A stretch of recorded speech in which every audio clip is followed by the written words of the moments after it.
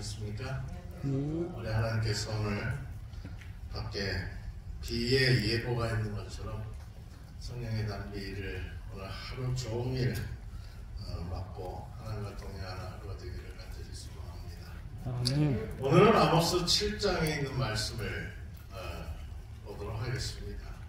아모스 7장 10절로 17절까지 있는 말씀을 오직 말씀으로 라고 하는 주제로 말씀을 드리도록 하겠습니다. 아모스 7장 10절에 있는 말씀을 좀 읽도록 하겠습니다. 때에 베델의 제사장 아마샤가 이스라엘 왕 여로보암에게 기별하여 가로되 이스라엘 족속 중에 아모스가 왕을 모반하나니 그 모든 말을 이 땅이 견딜 수 없나이다. 아모스가 말하기를 여로보암은 칼에 죽겠고 이스라엘은 정령 사로잡혀 그 땅에서 떠나겠다 하나이다 하고 아마샤가 또 아모스에게 이르되 선견자야 너는 유다 땅으로 도망하여 가서 거기서나 떡을 먹으며 거기서나 예언하고 다시는 베들에서 예언하지 말라 이는 왕의 성소요 왕의 궁임이라. 아모스가 아마샤에게 대답하여 가로되 나는 선지자가 아니며 선지자의 아들도 아니요 나는 목자여 뽕나무를 배양하는 자로서 양떼를 따를 때에 여호와께서 나를 데려다가 내게 이르시기를 가서 내 백성 이스라엘에게 예언하라 하셨나니 이제 너는 여호와의 말씀을 들을지니라. 내가 이르기를 이스라엘에 대하여 예언하지 말며 이삭의 집을 향하여 경계하지 말라 하므로 여호와께서 말씀하시기를 내 아내는 성읍 중에서 창기가 될 것이요 내 자녀들은 칼에 엎드려지며 내 땅은 줄뛰어 나뉘어질 것이며 너는 더러운 땅에서 죽을 것이요 이스라엘은 정령 사로잡혀 그 본토에서 떠나리라 하셨느니라. 성경 통독을 하다가 보면 읽기가 재미난 말씀들이 있고 지루한 말씀이 있습니다. 또 전혀 이해가 되지 않는 그러한 말씀들도 있습니다. 그런데 이 아모스라고 하는 이 성경은 참 지루한 책입니다. 왜냐하면 설교나 환상으로만 이루어진 책이기 때문에 그렇습니다. 그런데 오늘 주제에서 말씀드린 것처럼 이 아모스서가 우리에게 주고자 하는 아주 강력한 메시지가 하나 있는데 그것은 하나님의 말씀으로 돌아가라는 것입니다. 하나님의 말씀이 너희의 삶에 나타나 보이게 하라는 것입니다. 그래서 말씀이 없는 사람은 살기가 힘들다고 하는 것을 강하게 강조하고 있는 내용이 이 아모스서입니다. 그래서 원어적으로 솔라 스크립처라고 하는 단어를 사용하기도 하는데 오직 말씀으로 그것이 신앙하는 모든 크리스찬들의 모토가 되어야 된다라고 하는 것을 강조하고 있는 것이 이 아모스서의 메시지입니다. 여러분 이 오늘 본문 성경 아모스 7장 10절에서 17절까지 있는 내용을 보면 이 여로보암 왕의 제사장이요 선지자 역할을 하고 있는 아마샤라고 하는 사람과 하나님께서 파송하신 아모스의 대결 장면들을 여기 보여주고 있습니다. 이 아모스는 이 여로보암 왕과 아마샤라고 하는 이 선지자에게 하나님의 말씀대로 살아야 된다라고 하는 것을 강조하고 있고 아마샤라고 하는 사람은 왕에게 탄원하면서 이 아모스라고 하는 이 남방 유다에서 온 이 사람 좀 쫓아내십시오. 하여튼 우리에게 필요한 사람이 아닙니다라고 이야기하고 있는 것입니다. 그때 아모스가 이 왕에게 경계하고 아마샤에게 또한 책망할 뿐만 아니라 네가 앞으로 어떻게 되겠다라고 하는 것까지 예언하고 있는 내용들을 소개하고 있습니다. 우리가 아는 것처럼 이 여로보암 1세는 베델이나 길갈 단에다가 이 우상 숭배인 금송아지를 세울 뿐만 아니라 산당을 세우고 거기서 이 우상적인 예배를 진행하면서 이 아마샤로 하여금 수없이 많은 설교를 하게 했어요. 왜요? 하나님이 여기 계시다. 금송아지를 세워놓고 자기가 경배하고 있는 이 산당에, 이 땅에도 하나님이 계시다라고 하는 것을 설교하게 했어요. 여러분, 하나님의 말씀대로 살아간다고 하는 것이 얼마나 어려운가를 우리는 알고 있습니다. 하나님의 교회는 어디를 가나 항상 하나님의 말씀이 있어야 합니다. 말씀이 막히면 대단히 답답해요. 그래서 말씀이 막히지 아니해야 합니다. 우리의 신앙적인 삶에 있어서 하나님의 말씀이 답답해 할 정도로 느낄 뿐만 아니라 느껴야 한다라고 하는 사실입니다. 좋은 사람은 하나님의 말씀이 막히지 않는 신자입니다. 좋은 가정은 하나님의 말씀이 막히지 않는 가정입니다. 좋은 교회는 하나님의 말씀이 막히지 않는 교회입니다. 하나님의 말씀을 내 삶의 기준으로 받아들이고 살 때에 우리는 하나님의 신실한 사람이 될 수 있습니다. 그런데 왜 많은 사람들이 하나님의 말씀을 섬기는 것보다 우상을 숭배하는 것을 더 좋아할까요? 그것은 하나님의 말씀은 항상 내가 틀렸다고 하는 것을 인정해야 하는 신앙이기 때문에 그렇습니다. 말씀 중심의 신앙은 항상 자기 자신을 버리게 합니다. 그리고 밤낮으로 나의 변화를 촉구합니다. 그리고 회개하라고 합니다.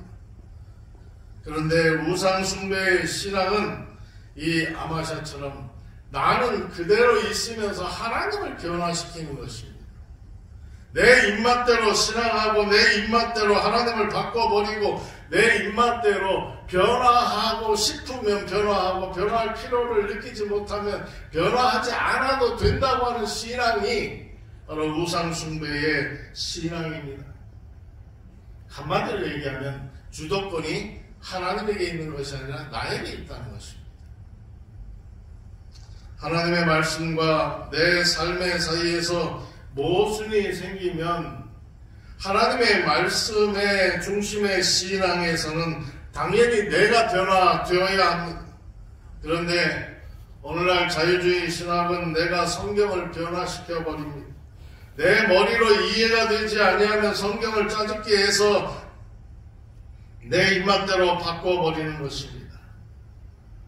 우상 숭배의 신앙이라고 하는 것은 그래서 내 멋대로 하나님을 규정하고 내 멋대로 하나님을 변화시키는 신앙이라고 하는 것입니다. 그럼에도 불구하고 많은 사람들이 우상 숭배의 신앙을 선호하며 그것을 찾기를 원하는가? 앞에서 말씀드린 것처럼 주도권 싸움 때문에 그렇습니다. 하나님이 내 삶의, 내 신앙의, 내 주인이 되기를 원하지 아니하고 내 자신이 내 삶의, 내 신앙의 주인이 되고 싶어 하기 때문에 그렇습니다. 하나님의 말씀대로 산다고 하는 것은 힘들어요. 그렇지 않습니까? 신앙생활을 작게 했든 길게 했든 간에 관계없이 하나님의 말씀대로 산다라고 하는 것은 참 힘들어요. 그리고 이 하나님의 말씀은 읽으면서 늘 느끼는 것은 내가 틀렸다고 하는 것입니다. 네가 잘못했으니 회개하라는 것입니다. 네가 잘못했으니 하나님의 말씀에 순종하라고 하는 것입니다. 여러분 어떻게 생각하십니까? 하나님의 말씀 앞에서 모든 사람들은 자기 자신의 부족함을 느끼게 됩니다. 근데 우상은 달라요. 우상은 내 마음대로 만들 수가 있습니다. 내가 만들 수 있는 하나님의 모습이 우상이에요. 자기의 철학과 자기 사상을 가지고 마음대로 하나님을 난도질할 수가 있습니다. 베델과 길갈에다가 여로보암이 금송아지 우상을 만들어 놓고 자기의 멋대로 하나님을 만들어서 설명하고 신앙을 강요했던 것처럼 오늘 우리의 삶에도, 우리의 삶의 중심에도 그러한 모습들을 보여주고 싶어하는 내면의 우리의 세계가 있다라고 하는 것입니다. 여러분은 어떻습니까? 내 삶의 주도권이 100% 나에게 있다고 하면 그것은 우상입니다. 주님 뜻대로 살기로 했네라고 하는 찬양을 아시죠? 주님 뜻대로 살기로 했네. 이 찬양을 우리가 참 자주 불렀어요. 또 자주 부르는 분들이 계시리라고 생각합니다.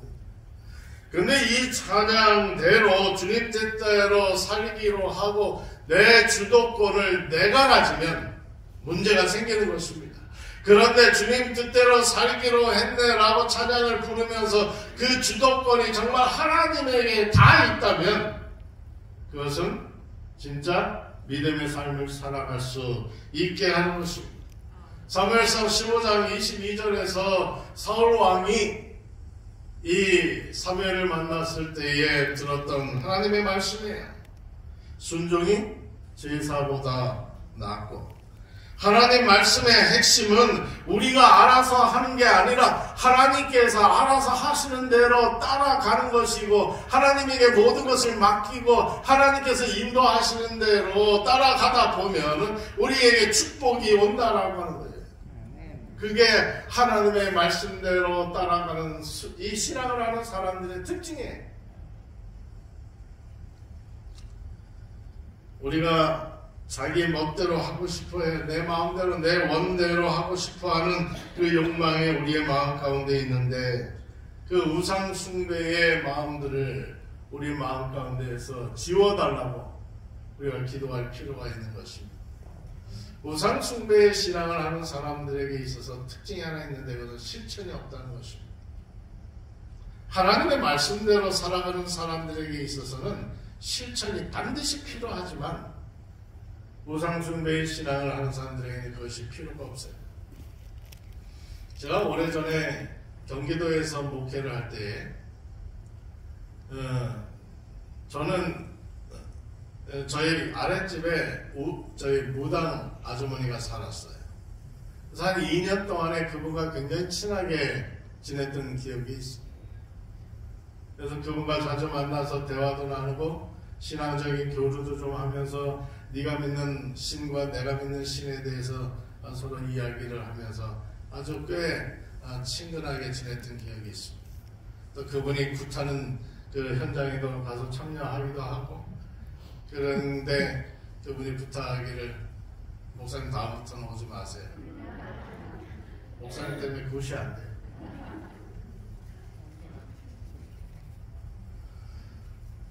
개인적으로 대화를 하면서 그분에게 있어서는 그분이 말씀하시는 그 내용들은 자기들은 신을 달래는 것이 굿이라고 표현해요. 그런데 우리는 신을 달래는 게 아니라 우리는 하나님께서 원하시는 뜻을 우리가 하기 위해서 우리는 신앙을 배우고 있습니다. 아멘. 여러분, 이 아모스의 메시지의 핵심은 다시 한번 강조드리지만 말씀으로 돌아가는 것입니다. 말씀으로 돌아가. 너희들의 삶에 있어서 말씀의 그 물이 흐르게 하라고 하는 것이 아모스 선지자의 메시지의 중심입니다. 그런데 아마샤의 메시지의 핵심은 뭘까요? 말씀이 빠져있는 내용입니다. 그래서 소위 말해서 좋은 게 좋은 거다라는 것입니다. 이 아마샤의 기별과 아모스의 메시지의 기별의 차이는 말씀입니다.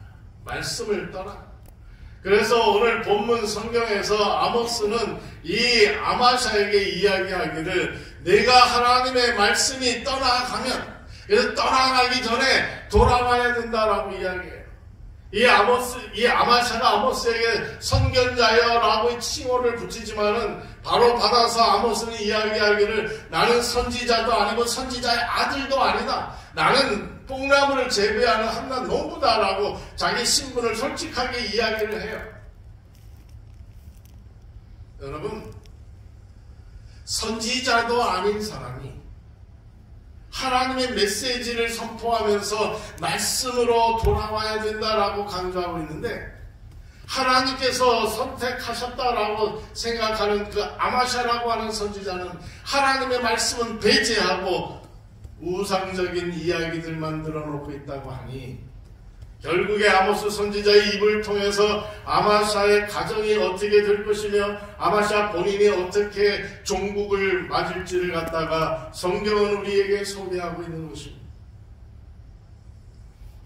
마귀의 접근 방법은 바로 아마샤의 접근 방법입니다. 진리가 힘이 있다고 생각하면, 진리에 확신이 있다고 하면 흔들리지 않는 신앙이 있을 수 있습니다. 그래서 말씀에 바로 서라고 하는 것입니다.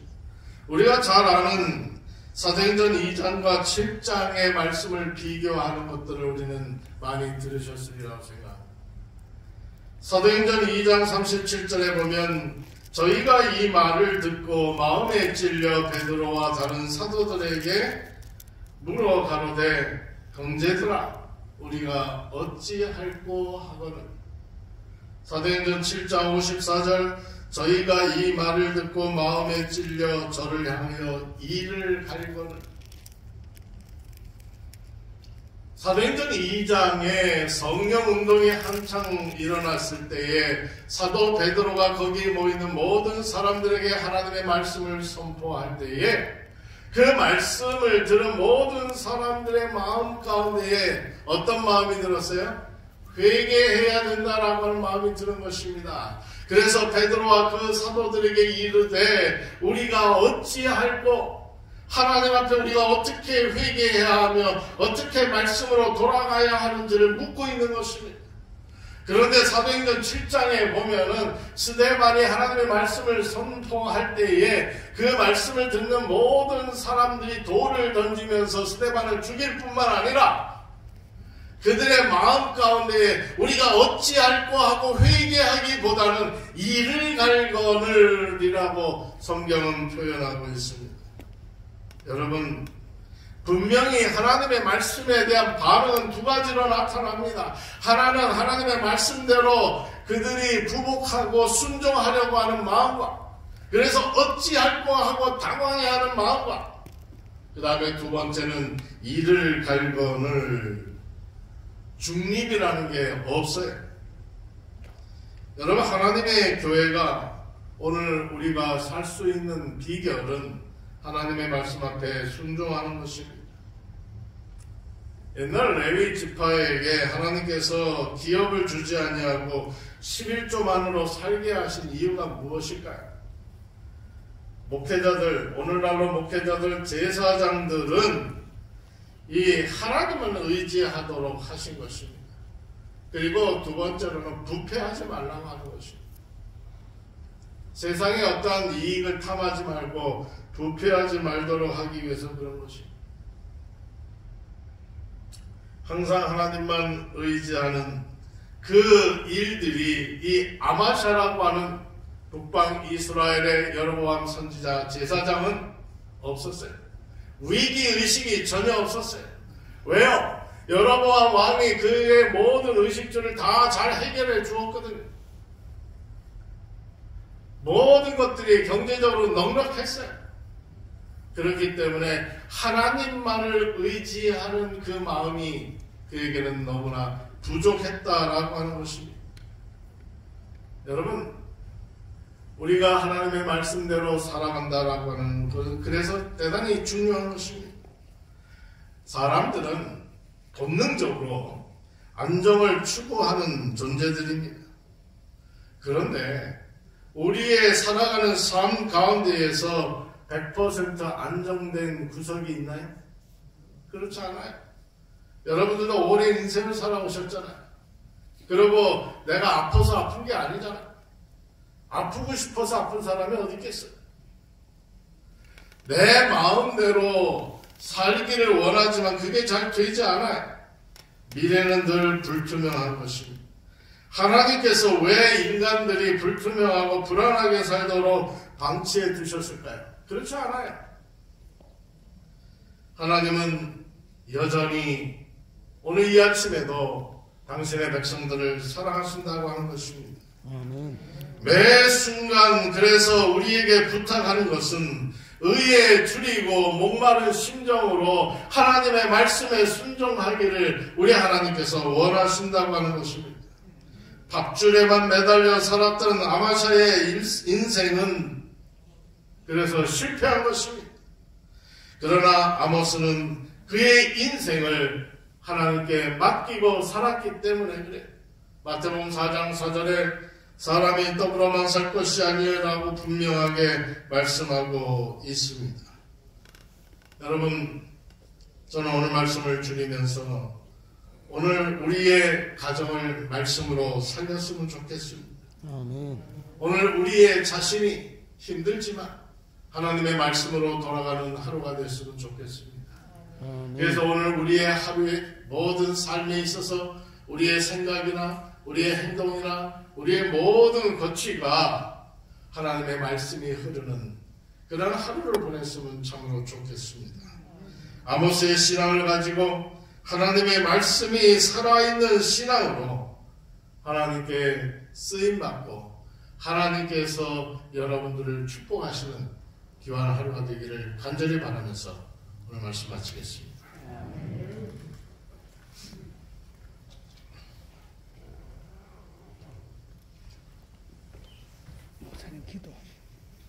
기도하겠습니다. 고마우신 우리들의 하나님 아버지,